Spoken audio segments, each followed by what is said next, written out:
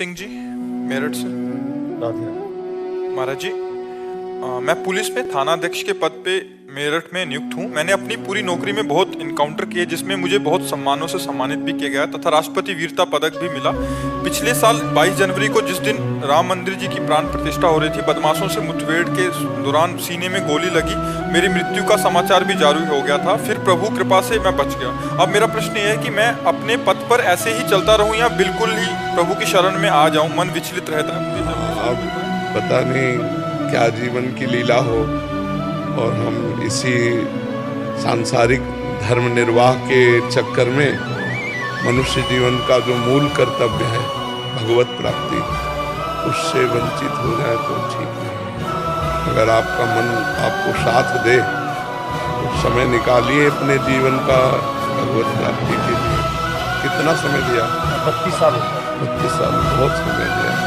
कोई नशा तो करते नहीं?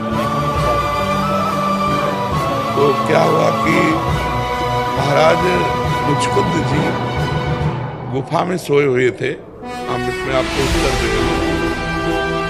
काल यवन के द्वारा भगवान को जब ललकार मिली तो रण छोड़कर भगवान भगे, काल यवन को पीछे दौड़ाया। मुचकुंद जी जहाँ गुफा में थे वहां ले गए और अपना पीताम्बर उड़ा दिया।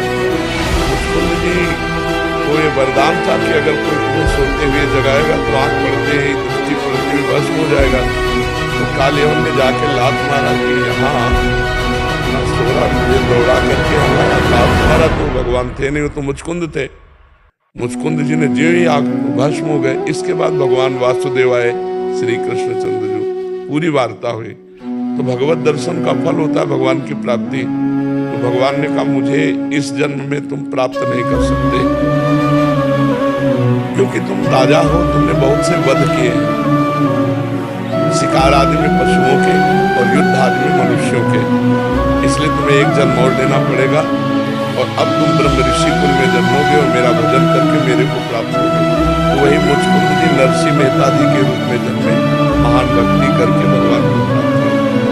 वो चाहिए कि अब थोड़ा समय निकाल कर भगवान के चरणों में दे, जिससे हमारी जो भी सेवाएं बनी है उसमें जो चूक हुई है वो क्षमा हो जाए, जो पाप हुए हैं वो नष्ट हो जाए, और अगला हमें अगर जन्म भी मिले तो ऐसा ही मिले कि मैं देश भक्त बनूं, भगवान का भक्त बनूं। अब हम इसके नीचे न जाएं, मनुष्य योनि के नीचे न जाएं, जो अन्य योनियां हैं उनमें हम न जाएं। इसलिए आधा जीवन तो लगभग दे ही दिया भारत को, अब भगवान को दे दीजिए।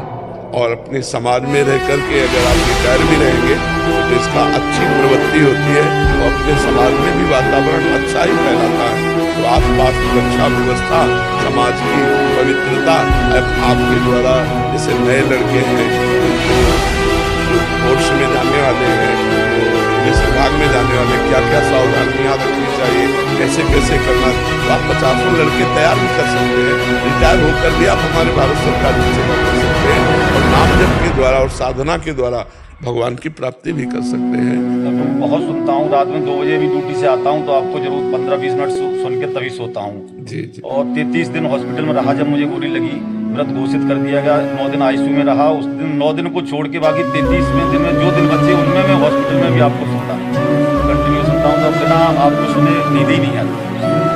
तो अब जो सुना उस पर चल ले देखो, एक तरह से तो आप मरी गए थे जब घोषित हो गया था, तो अब जो जीवन बचा है